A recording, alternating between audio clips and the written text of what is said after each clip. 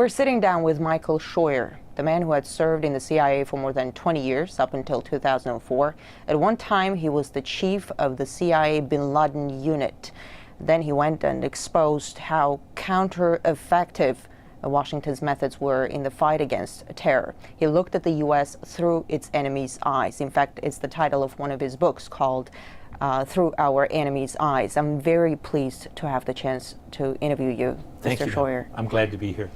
Bin Laden is gone. Who is Washington's number one enemy now?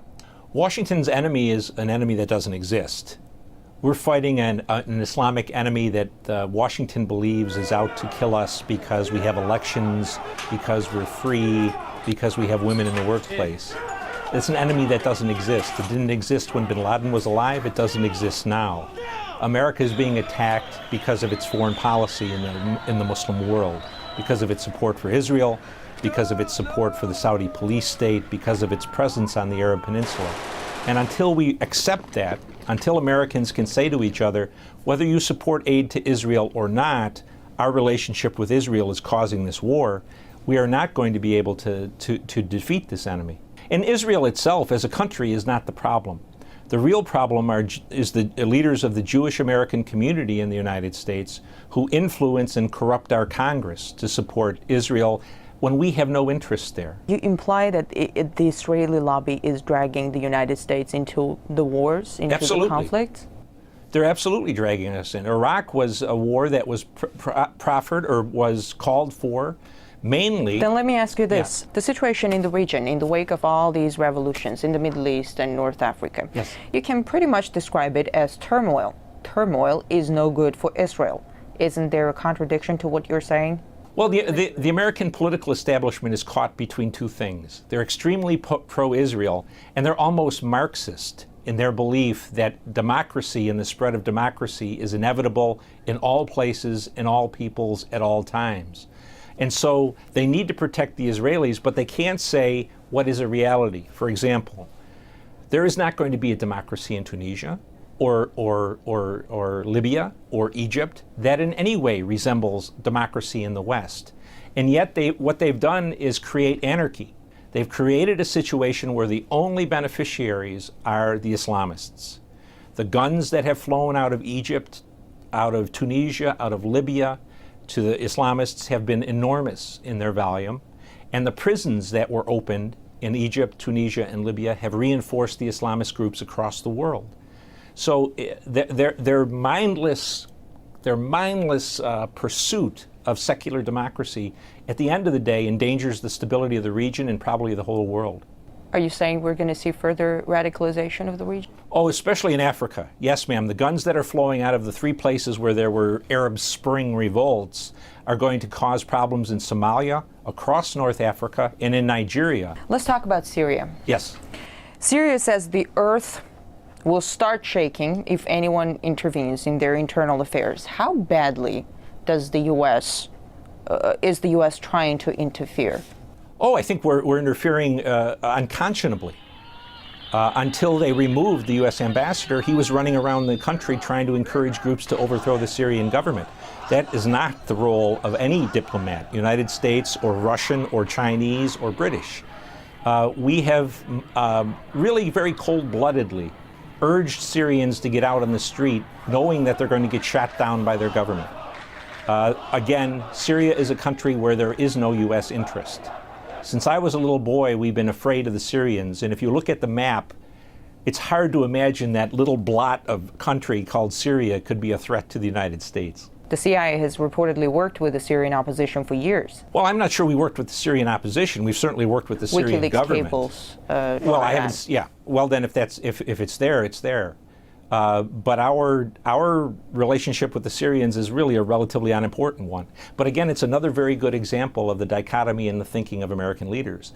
Because as we call for democracy in Syria, if Assad goes, Israel's security goes straight down. If the region becomes a complete mess, doesn't Washington see any dangers to Israel? I mean, with Iran involved, it won't be pretty. I think that's exactly right, ma'am. I don't know what the thinking is, except that they have come down on the belief that democracy is better for everybody.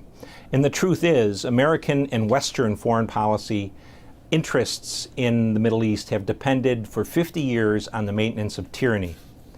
Tyranny that gave us access to oil, tyranny that protected Israel, and in the last 20 years, tyrannies that persecuted Islamists to protect us. All of that is going by the wayside. And to the Israelis' credit, the Israelis are the only ones who have stood up and said, democracy may not be very good for our security, and they couldn't be more correct. About Iran, what's Washington's plan for Iran? Whatever Israel's plan is for Iran. Both parties, Republicans and Democrats, are deathly afraid that the Israelis will attack them off their own hook. And if Israel attacks Iran, the Americans will get blamed for condoning it, whether we did or not. So I think what we're seeing is a slow, almost inexorable advance toward some kind of a conflict with Iran. What do you make of these recent accusations that the Iranian government was trying to kill the Saudi ambassador in Washington?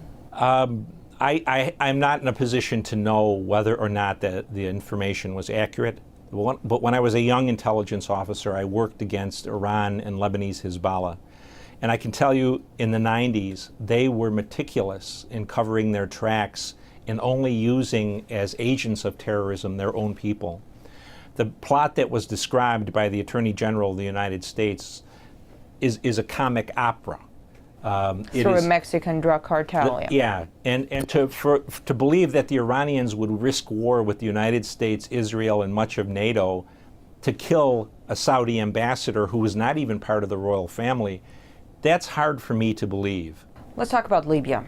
Libya is in ruins in the wake of NATO bombings. Yes. It's brimming with weapons. Yes. An al-Qaeda flag was planted over a courthouse in Benghazi. Yes. How good of a playground is Libya for people with radical agendas?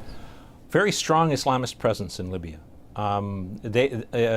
Since the war against the Soviets in Afghanistan, Libya has sent as many of its people to fight in those insurgencies, the Islamist insurgencies, as any other country in North Africa, maybe outside of Saudi Arabia. The Libyan Islamic Fighting Group fought a long time against the Soviets. They fought against Gaddafi. A great number of Libyans went to Iraq and to Afghanistan to fight us. And whatever strength the Libyan resistance had in terms of military capability, that came from experienced Islamist fighters. So the idea that somehow there's democracy afoot in Libya is just simply wrong. Could it become a hotbed of terror? I don't know if it could become a hotbed of terror, but it can become a country that's decidedly anti-American, anti-NATO. It can be probably less a hotbed of terror than a country that is vastly unstable. It seems the U.S. is almost creating grounds for terrorists to surge and then goes out fighting them. We see it in Pakistan. They got the whole nation alienated because of the strikes. A lot of people want revenge. How efficient is that? We are very efficient in this day and age, in the last 20 years, in creating enemies. We're not very efficient in creating security for the United States. We have the best educated population in the world, and we have the people with the littlest amount of common sense.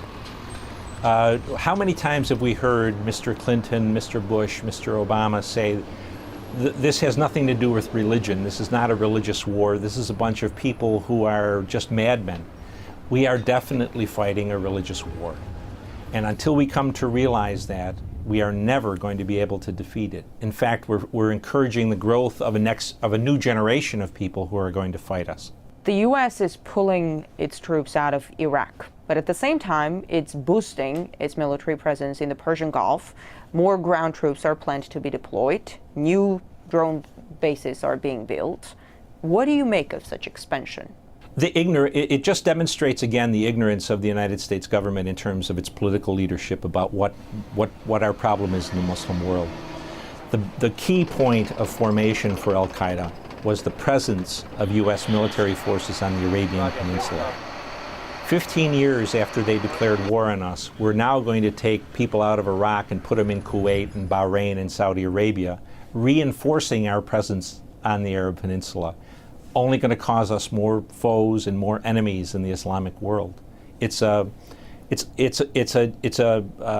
contradiction. It's a lack of common sense. Let me ask you this: if the U.S. pulls out of everywhere, yes, Is it going to be the end of terrorism? It certainly would deny the terrorists the glue of unity that keeps them focused on the United States.